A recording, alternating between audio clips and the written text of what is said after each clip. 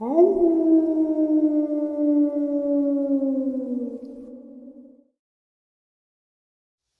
and salutations, everyone. I hope everyone is doing well. Welcome to this early morning, middle of the night bonus upload. Before we jump on into it, quick couple links.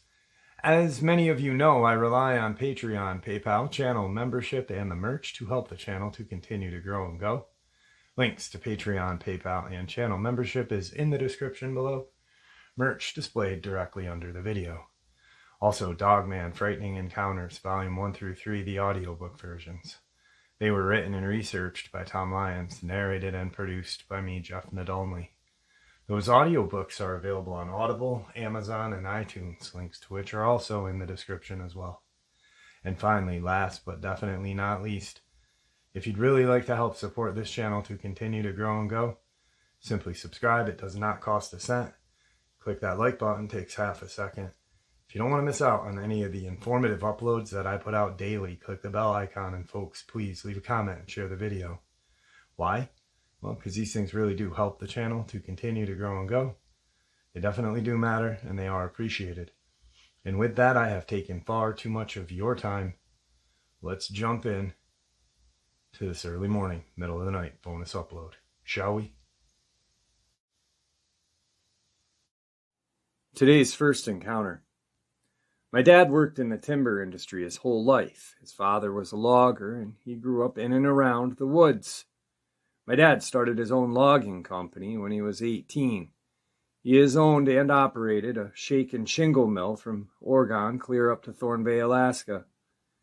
He's an intelligent man and holds over a dozen patents for various pieces of equipment that he has designed and built over the years. He's employed dozens of people over the years, all of them spending extensive time in the wilderness. When I was a boy, I remember hearing bits and pieces of conversations among some of the men at the mill.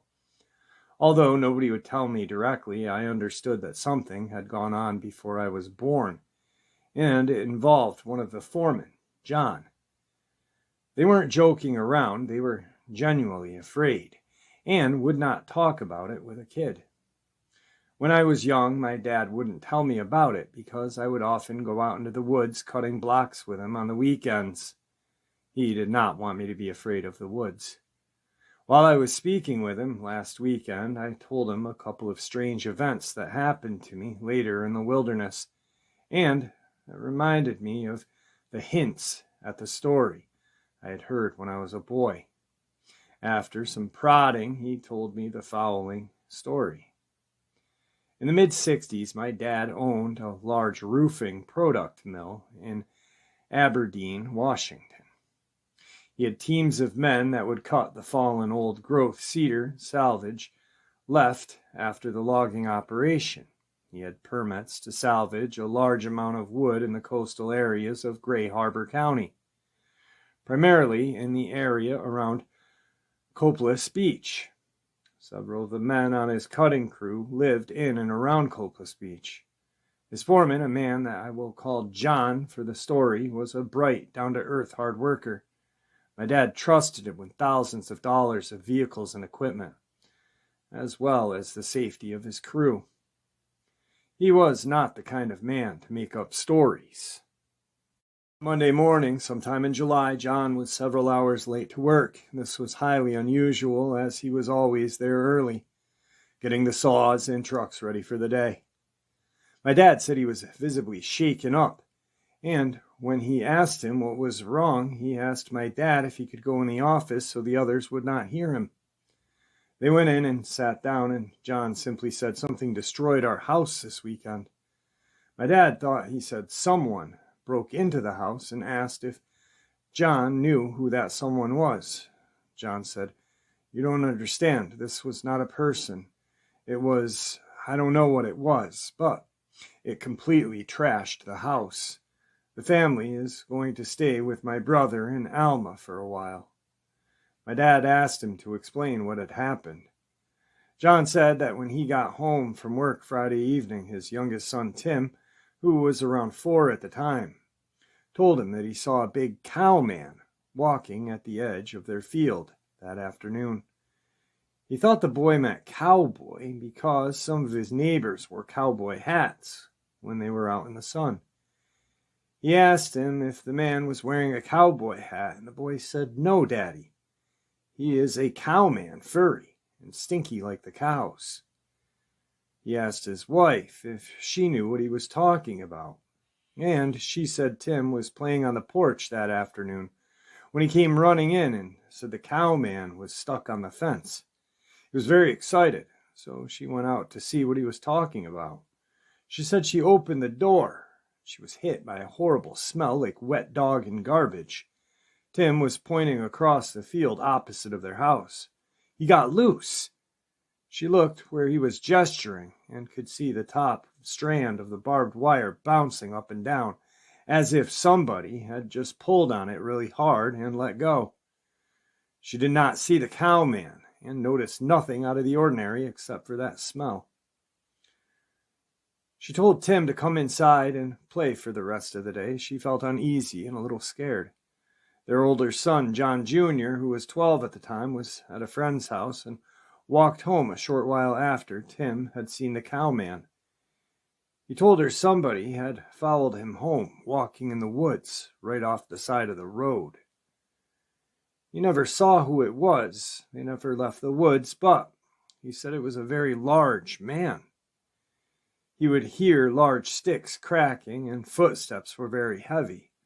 Once he got to the driveway of their house, where the woods stopped at the field, where his brother had his sighting, the footsteps stopped, and John Jr. never saw anything. He was pretty shaken up by the event and wanted his dad to go out to the woods and check it out with him.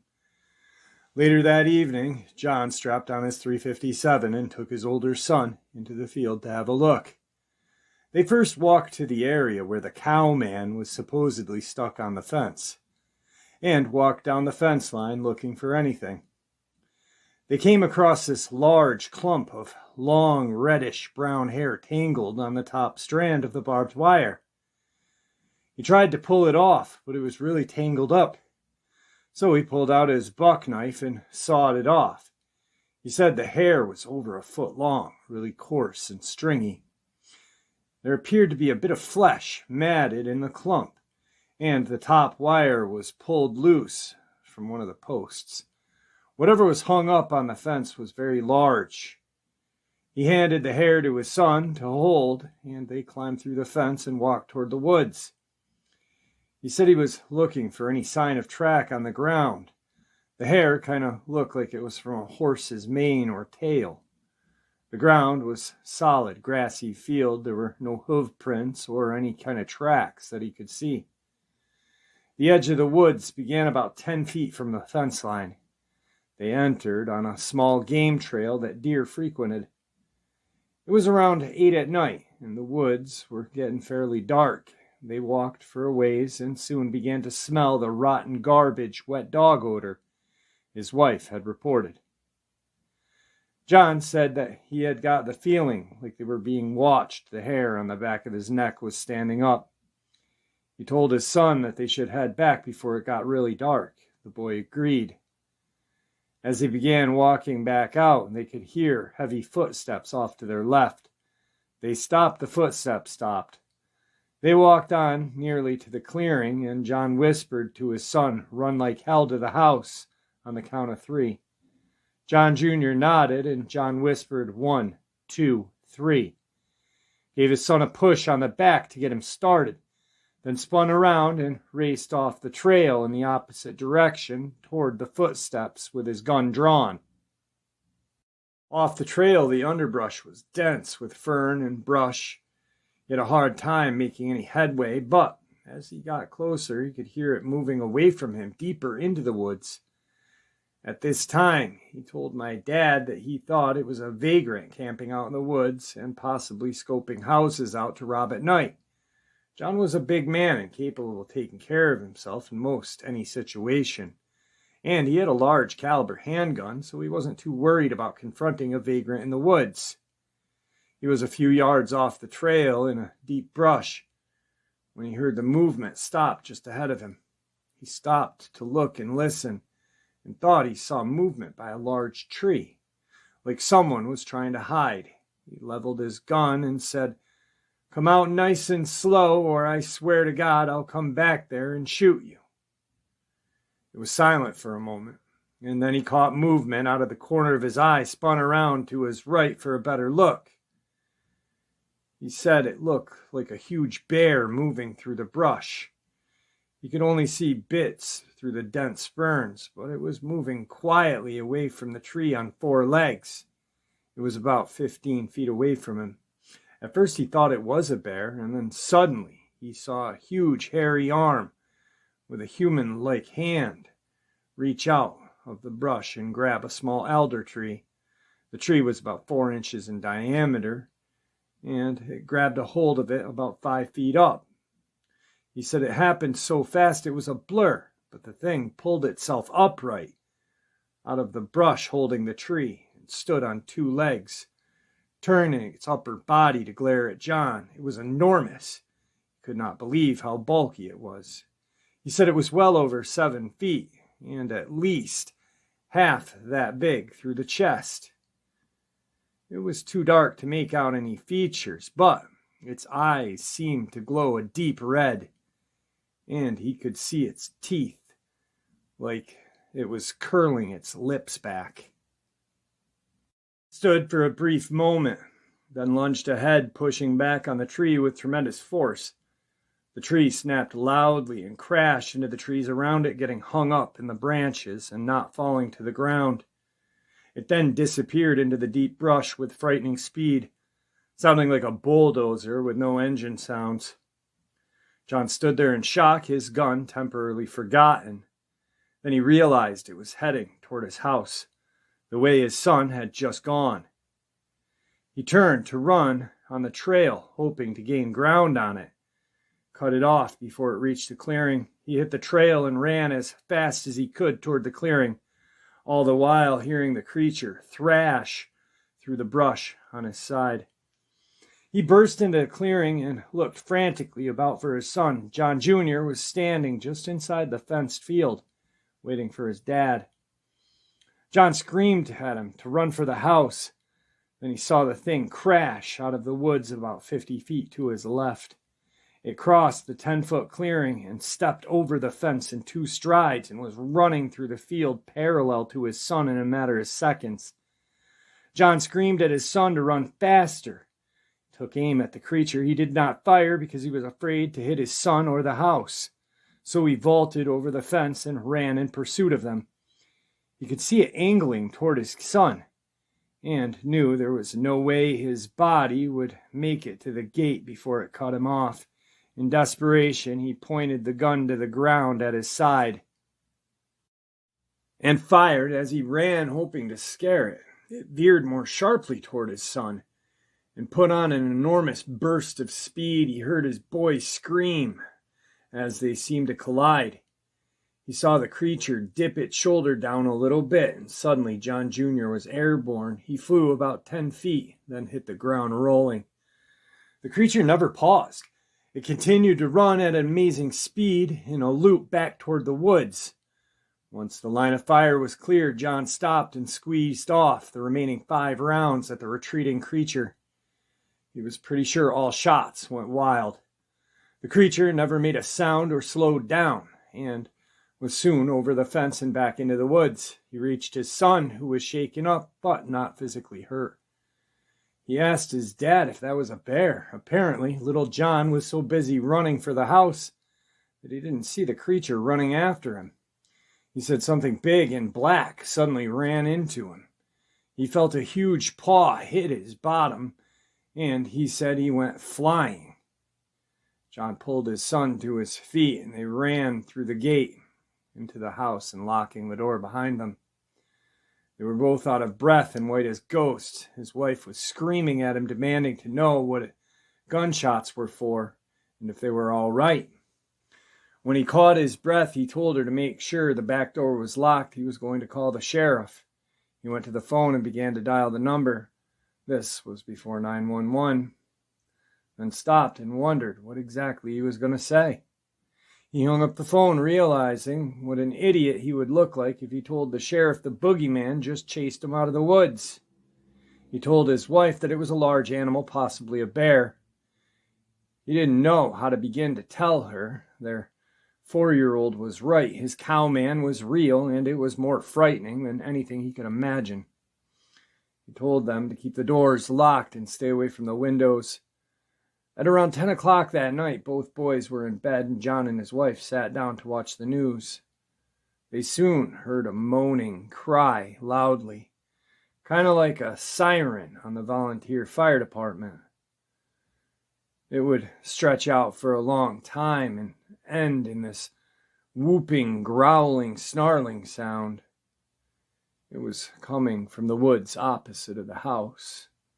His wife asked, "What the heck is that?" John answered truthfully, "That's Tim's cowman." He then described to her in full detail what happened, and she immediately wanted to call the sheriff. He persuaded her that they would sound crazy and that he'd handle it himself. She reluctantly agreed and told him that she didn't want either of the kids to go outside until the thing was gone. The howling went on until around midnight, when it finally got quiet. John wanted to stay up throughout the night and watch over the house, but he had a long day at work and the excitement earlier had worn him out. They went to bed around 1 a.m. and had no further problems that night. They slept in that morning. The boys were already up watching cartoons when they got out of bed. The first thing little John said was that he heard the bear rubbing against the house last night. He said he was too scared to get up and tell his parents, so he fell back to sleep after. Then Timmy said the cowman talks funny. This stopped John cold and asked his son, "When did you talk to the cowman?" Tim replied, "Last night in my room." John asked, "The cowman was in your room?" "No, Daddy. He's too big for my room. He talked to my window," Tim said, and turned back to the cartoons. "What did the cowman say, Tim?" John asked. "He talks funny. I don't know what he said. He talks like ooh, ah, ah, ooh," Tim said, and started to make strange monkey-like noises. "Did the cowman try to get into your window?" John asked, breaking out in a cold sweat. "He's too big for that. He made funny faces. He has Lincoln log teeth," Tim said with a smile. John later learned Tim meant that it had square teeth and looked the same size as the small blocks in the Lincoln log set. It apparently spent quite a while talking and making faces outside of the boy's window. Tim said it lie down and went to sleep outside, and he could hear it snoring. John walked to his younger son's room and cautiously peered out of the window. "No sleeping cowman." John told the boys to get dressed. They were going to visit their uncle in Elma for the day. After his wife and kids left, he called one of the men from his crew and asked him to come over. "I'll call him Patrick. He was an ex-state patrolman, and my dad said he was kicked off the force because of his drinking. He was a good worker and never got drunk before dark, so John figured they would have most of the day to look for this thing." When Patrick arrived, John greeted him at the door. "You up for some hunting?" Seeing how it wasn't hunting season, Patrick told him he doesn't poach and doesn't even want to know about it if John does. John told him it wasn't deer he was after and went on to explain the previous night events. Patrick didn't really believe him, but he could see that John was sincere and still shook up. John had his pistol and a bolt-action .30-06.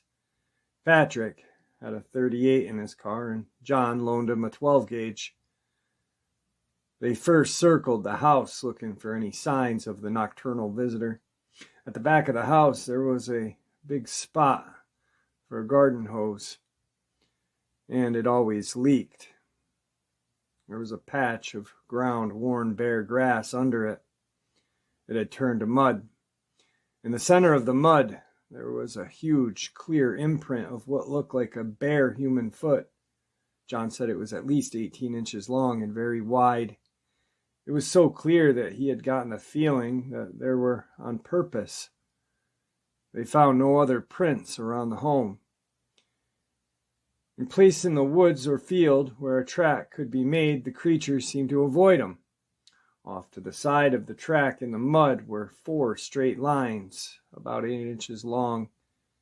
He said it looked like someone had raked their fingers through the mud. When they circled around the side of the house and got to Timmy's window, they saw what it was for. Above the top of the window, a good 7 feet up, there were 4 muddy streaks, and on the window itself were a dozen of large, muddy fingerprints. The glass wasn't cracked or broken, just smeared with mud. By this time, Patrick was fast becoming convinced something strange had indeed happened the night before. Before going out into the woods, John wanted to feed the family's pigs. They had 2 of them, apparently fairly young, weighing around 40 pounds each. The pig pen was about 100 yards away from the house behind an old barn. As they got closer, John became concerned because they couldn't hear them making any noise. Usually they squeal like crazy when they know their food is coming. But this morning it was completely silent. They rounded the corner and the pen was empty. No sign of damage or struggle. The pigs were just gone. They searched the barn but found nothing out of place, so they decided to hit the woods and try to kill this thing. They entered on the same trail John and John Jr. had used before. John showed Patrick the broken fence wire and told him about the hare. It was a bright summer morning. John was surprised at the difference from the previous evening. The night before had been still and silent. Now the woods were alive with birds and small animals. He showed Patrick the broken tree, and they followed the creature's trail and found several more large trees twisted and broken. They could see large, faint impressions of footprints where the ground was soft. They followed the deer trail further into the woods and encountered nothing unusual. By noon, they were both getting hungry, so they hiked back to the house for lunch. They spent the rest of the day poking around, but saw nothing out of the ordinary. Just before dark, his wife and kids drove up. He and Patrick were sitting on the porch with their guns, watching the woods. His wife asked if they had seen anything. John told her about the footprint in the mud and the mud on the window. Patrick had retrieved a pint of booze from his car and was well on his way to getting smashed.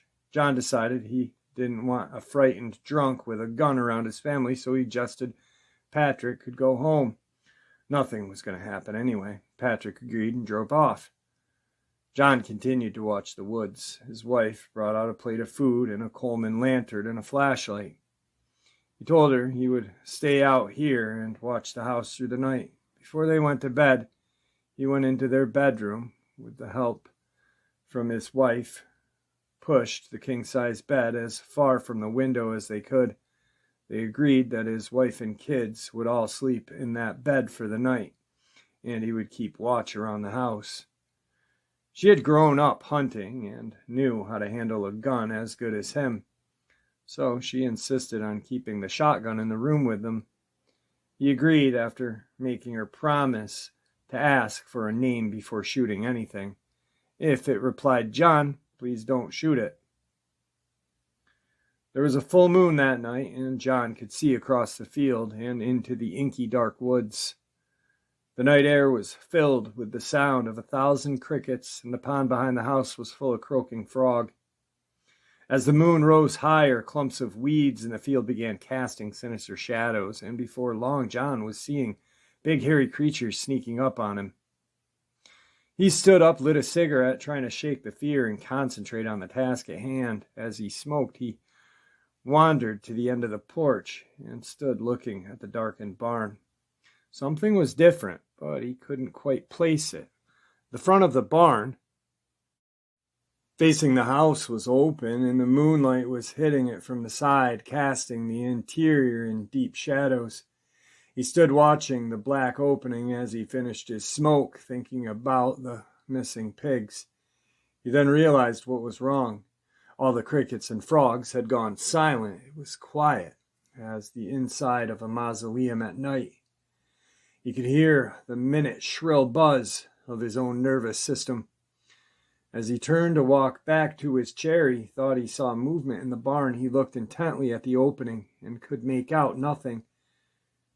Then he turned his head a bit to the side and saw what looked like two red eyes hovering about 8 feet off the ground. He couldn't see them if he looked straight at them, but when he averted his eyes just a little, they became clear. They were a deep, burning, coal red, almost invisible in the dark. Every few seconds, they would disappear when the creature blinked. His heart began thudding in his chest, and he waited for it to leave the barn. As he approached the house, he slowly backed to his chair, never looking away, and picked up his .30-06. He walked back to the end of the porch and watched and waited. He stood looking at the blinking red eyes for what seemed like hours, and then the eyes blinked out and never came back. He watched intently, but could see no movement. He thought for a moment, then grabbed the flashlight and shined it at the barn. The flashlight was far too small to penetrate the darkness of the barn from that distance. He had to get closer. He was none too keen about leaving the relatively safety of the porch and confronting the glowing-eyed monster in his barn, but he was damned if he was going to live in fear in his own home. He left the porch and began slowly working his way toward the barn, taking his time. Building his courage up, he got closer and could see no movement. It had gone further into the dark. He got within 20 feet of the opening, and his flashlight would now penetrate the gloom of the barn. He moved the feeble beam of light over the contents of the barn, an old tractor, an old pickup, boxes and buckets. Too many places for something to hide, even something big. He cautiously walked closer, now shining the flashlight down the barrel of his rifle. He stopped at the entrance, shined the light all over. Searching the corners and under the vehicles, he stepped into the barn, every sense straining for sound or movement. He walked around the pickup, tensing for a huge hairy arm to reach out and grab him at any second. He made his way clear to the rear of the barn without seeing anything and slowly turned around to leave. He felt both relieved not to have encountered it in the dark barn and frightened, that somewhat confused about where it could have gone. As he was walking out, he glanced at the wide stairs leading up into the hayloft and froze. He knew with complete certainty that it had climbed those stairs and was waiting for him to walk out under the hayloft and jump down upon him. He couldn't move. He was literally frozen in fear.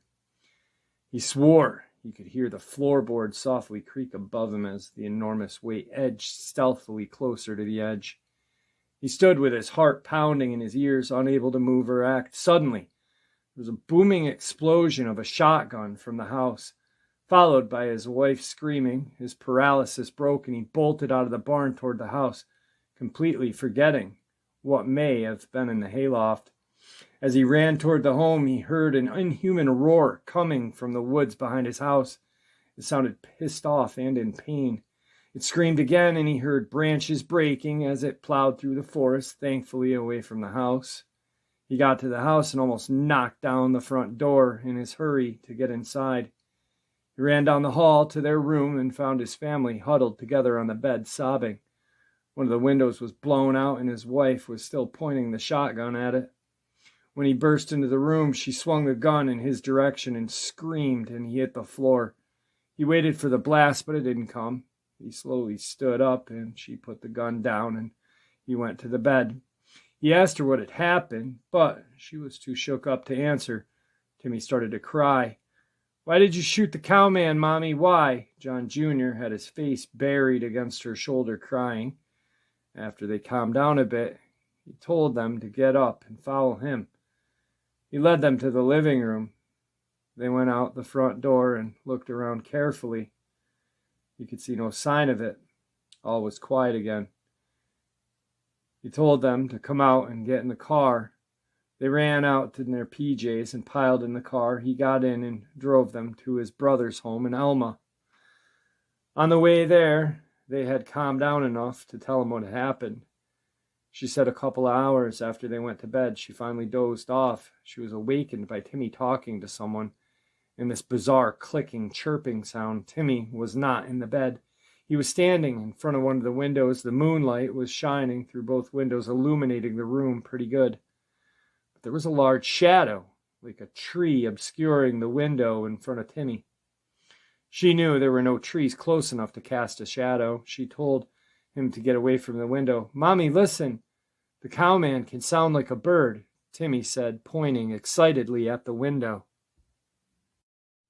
where the dark figure was standing. "Timmy, get away from the window," she said, trying to keep her voice quiet. Right after she spoke, the noises from outside changed. It went from a soft chirping to a strange gibbering, almost like a human speech with the occasional pig-like snort thrown in. At this time, little John woke up and said, "What is that?" rather loudly. This seemed to incite the creature, and it hit the side of the house with its fist hard enough for the wall to tremble. At this, little John screamed, and Tim yelled, "Quiet! You're going to scare him away." She yelled at Tim to get away from the window again, and reached up on the headboard and grabbed the shotgun. She got out of bed and started toward Tim. The creature leaned down and looked straight in at the window at her. She screamed, raised the shotgun, afraid to shoot because of her son. It was too close. She started forward to grab Tim, and there was an explosion of glass. A gigantic, hairy arm with claws reached through the window toward her son. She screamed again and fired over Tim's head, blowing out the rest of the window, hitting the creature with double-aught buck. It jerked backward out the window and disappeared in the dark. A few seconds later, she heard it screaming in the woods. "It was trying to get Tim. It was trying to grab my baby." She started crying again. He comforted her as best as he could while he was driving. They stayed the rest of the night and the following night at his brother's home.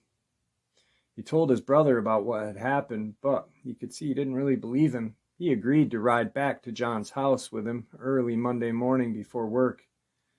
They had left the front door open in their haste to leave, and he was afraid animals or vandals would have gotten into their house. When they arrived, the house looked like a tornado had gone through it. The couch was upside down. They had a very large, heavy console TV that apparently had been thrown across the room, lying in a spray of broken glass. The kitchen was trashed, the refrigerator knocked over, food everywhere. The doors to both the boys' rooms were left closed. The rooms were untouched. Same as the bathroom. The master bedroom was torn apart, the pillows ripped up, feathers everywhere. The chest of drawers was knocked over, and the large mirror smashed. John's brother looked around in awe and said, "You better call the police." John looked at him and said, "Tell him what? A creature destroyed my house?" They left and closed the front door this time and drove to Dad's mill in Aberdeen. John's brother waited in the car while John went in and told this to my dad. After he was done, my dad said, "Well, let's go have a look at it then." They drove back to the house. John showed my dad the damage. He pulled the clump of hair from his shirt pocket and let my dad look at it. As they walked through the house surveying the damage, my dad pointed out the cracks in the ceiling where it apparently stood up and hit its head. John told my dad that they couldn't live there anymore. Even if the creature was gone, they would always be afraid. Their homeowner's insurance wouldn't cover the damage. The adjuster claimed that John must have done it in a drunken rage. My dad helped them find a place in Aberdeen and gave them a loan for new furniture and stuff. The house was eventually fixed up and sold, and my dad never heard about another problem there. A few observations about this encounter. My dad lost contact with John and his family in the mid-'80s. They moved out of state, and my dad hasn't heard from him since. His brother died around the same time. Why they didn't call the cops? John had a lot of pride as well as common sense. He knew he couldn't logically explain what had happened to the authorities, and he didn't want a story to get out that would have him branded as a nutcase. I asked my dad if they saved the hair. He said John never mentioned it again, and my dad never asked him about it. I asked my dad if he saw the footprint and the muddy fingerprints. He said he did. He said it looked like a giant barefoot man had stepped very carefully in the center of the mud. He's not a tracker, but he said it was the clearest print of any kind he'd ever seen. I asked my dad if the neighbors had heard any of this. He said if they did, none of them ever mentioned it again. I also asked if he thought it was possible John had made it up, that he had trashed his house in a drunken rage, and made up an elaborate cover story. My dad said John and his family were terrified of that place. They didn't even want to go back and get their clothes. If it was an elaborate story, what did he have to gain? To profit from the story in any way, you'd have to share it with people. My dad and other folks mentioned in the story are the only ones who ever heard it. Until now, of course. He also said that whatever trashed the house was no man. The TV had to weigh close to 200 pounds. It was obviously thrown across the room with great force. He said that even after 2 days, there was still a wild animal smell in that home.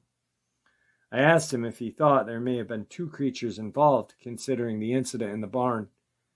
He said he asked John the same question, and was told that John felt there was only one, that it lured him into the barn, then snuck out the side door. The thing he thought he had heard in the hayloft was either his imagination or some common animal like a raccoon. For whatever reason, this creature seemed focused on the 4-year-old. Their son was the only one who never showed any fear. It seemed to think of it as its friend, and although sex of the creature was never determined, it was referred to as a male because of the predatory stalking type behavior. That and the conspicuous lack of breasts, or perhaps it was just not as well endowed. Anyway, its behavior almost seems indicative of a mother that lost her child and is looking for a replacement. I rather asked my dad if little Timmy was a particularly hairy child, perhaps suffering from a rare condition that causes uncontrollable hair growth all over his body. He said Timmy was a normal boy with normal brown hair on a normal head. I didn't ask if Timmy regularly reeked of rotten garbage or wet dog. Didn't seem polite for the conversation. He told me of another possible creature encounter he and his crew had in the woods around Gray Harbor. None of them are quite as tantalizing as the cowman story, but interesting nonetheless. The black cow is very interesting to me because I've heard numerous people in the very beginning of the start of my channel. I met a whole bunch of very interesting people, a lot of them from the Lake Pickwick region, land between the lakes, and that kind of region. Donald Coleman Jr. being one of them, and a few other folks. And they had talked about how there was different names for Dogman and different names for Bigfoot that law enforcement called them. And supposedly, one of the names was the black cow. And I just found it interesting that the cow man. Now, there is a photo from law enforcement in a very strange encounter. He got a call from, I believe it was in Washington as well, and gets a call, drives out to this drives out to this factory. As he's driving out to this factory or warehouse or whatever you want to call it, he sees this huge creature in the field, takes a picture of it. It stands up bipedally after and runs. And this is the photo that you guys are seeing in this video, or in this clip right now. So I wanted to share that with you guys because that's what he thought it was, a huge cow at first. He's like, why the hell would a cow be in the middle of this field, in the middle of nowhere, where no cows should be? Takes a picture of it so he can figure out what to do, contact his commanding officer and such. After he goes and checks out the response to the call at this warehouse, boom, takes the photo. All of a sudden the thing stands up and takes off running. And I just found it interesting because that's what he thought it was a black cow. Then we have this cow man. Could it be a Dogman? Yeah, I think it could be. And there you have it, folks. I hope that you all enjoyed this early morning, middle of the night bonus upload as much as I enjoyed sharing it with you. I'd like to really thank you all for supporting the channel. It is, after all, your support that helps the channel to continue to grow and go, and what gives us all a place and a chance to share our experiences and theories judgment-free. Everyone is simply treated with the respect that we deserve. Please stay safe, happy, healthy, and ever vigilant, keeping an eye on our children, pets, family, and our friends. These creatures are real. These events have happened. Share this information with those that you love and care about, and it may just help save their lives someday. Until next time, never stop asking questions, never stop searching for the truth, and God bless you all.